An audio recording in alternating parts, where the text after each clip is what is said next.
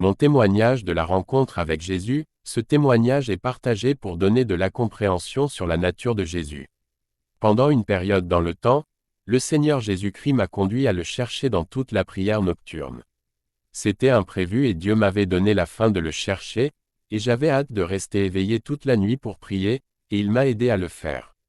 Après quelques nuits à rester éveillé pour prier, j'ai eu cette rencontre vraiment puissante avec Jésus une nuit, pendant que je priais. Ce qui m'a submergé, c'est la nature de la bonté de Jésus. Jésus se tenait devant moi, j'étais tellement submergé par sa bonté. Sa bonté était si réelle et tangible que je pouvais la toucher.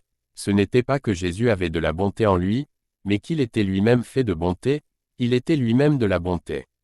La meilleure façon que je puisse essayer d'expliquer ce que Dieu a à plusieurs reprises dans ma vie, je me suis demandé si une promesse de Dieu allait se réaliser, mais en ce moment où le Seigneur est venu à moi, je ne comptais plus sur mon esprit humain pour vraiment comprendre qui est Jésus, mais Dieu lui-même me révélait Jésus.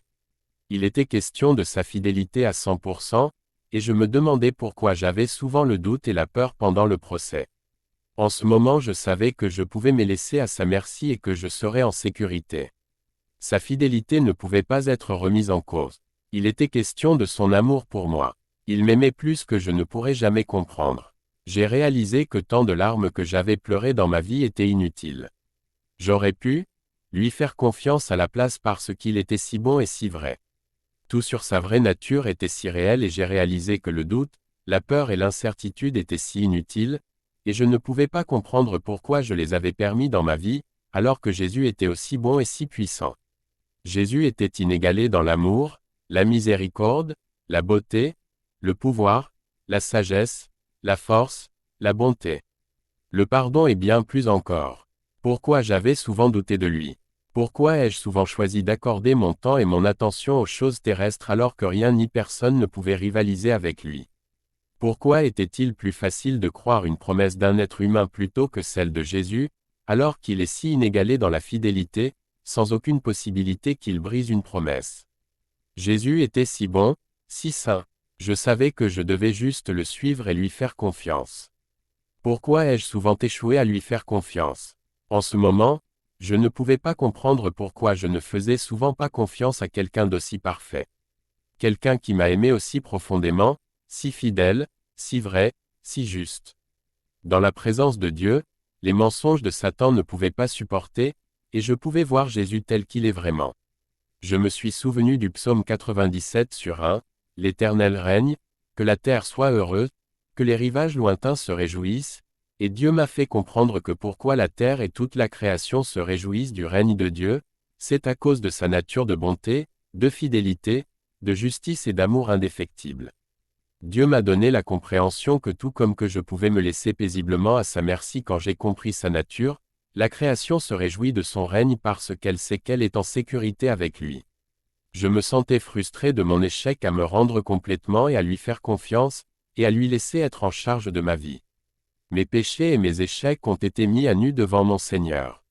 C'était comme si tout était juste déterré, même le péché que je ne savais pas qu'il était dans ma vie. Rien ne pouvait se cacher dans sa sainte présence, et quand il l'a déterré, je ne pouvais pas discuter, je savais que Jésus avait raison. Il a déterré mon péché pour me purifier dans son amour. Il était juste si saint et sa présence a révélé chaque péché, et chaque échec. Le Seigneur est si saint que quand il se tient devant vous, c'est comme si chaque péché était fouillé et mis à nu. C'est pourquoi il est important de venir en présence de Dieu, en prière même sans que vous ne voyiez le Seigneur, car il expose tout péché caché pour vous en purifier. Et à ce moment-là, le Seigneur a commencé à me montrer combien le Seigneur Jésus est vénéré au paradis à cause de son sacrifice pour l'homme. J'ai dû dépendre de son sang pour me rendre impeccable. Non pas que je puisse continuer n'importe quel péché, mais je devais dépendre de son sang qui me rend impeccable, tout en vivant dans l'obéissance à lui. Quand Jésus a repris mon attention sur son sacrifice, il a enlevé le lourd fardeau de mon péché, et de mes échecs que j'avais ressentis à cause de sa sainte présence. J'étais tellement reconnaissant envers Jésus pour son sacrifice. J'aurais aimé pouvoir aimer Jésus autant qu'il m'aimait, mais il semblait que je n'avais pas la capacité d'égaler son amour. Mon cœur s'est facilement détourné à tout le reste qui a fini par voler mon attention pour mon Dieu. Il semblait qu'il y avait tant d'obstacles pour aller aussi profond que je le voulais dans ma relation avec Jésus. Parce que maintenant je pouvais voir que Jésus était inégalé par tout ce qui sur terre, et qu'il était digne de beaucoup plus de mon temps, de mon attention et de tout mon être. Il était digne d'être toujours celui que je choisis de plaire tout le temps. J'aurais aimé pouvoir lui faire confiance tout le temps, et ne pas me soucier d'être en charge de ma vie, mais juste lui faire confiance. J'aimerais pouvoir l'aimer autant que lui. Je me sentais tellement frustré à cause de mon cœur têtu. J'ai dit au Seigneur Jésus, « Seigneur, aide-moi s'il te plaît.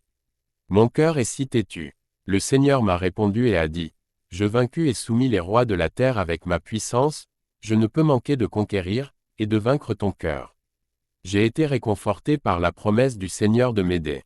Il m'a dit, « Éloigne les idoles. » Les idoles sont tout ce qui vole le temps et l'attention pour Dieu.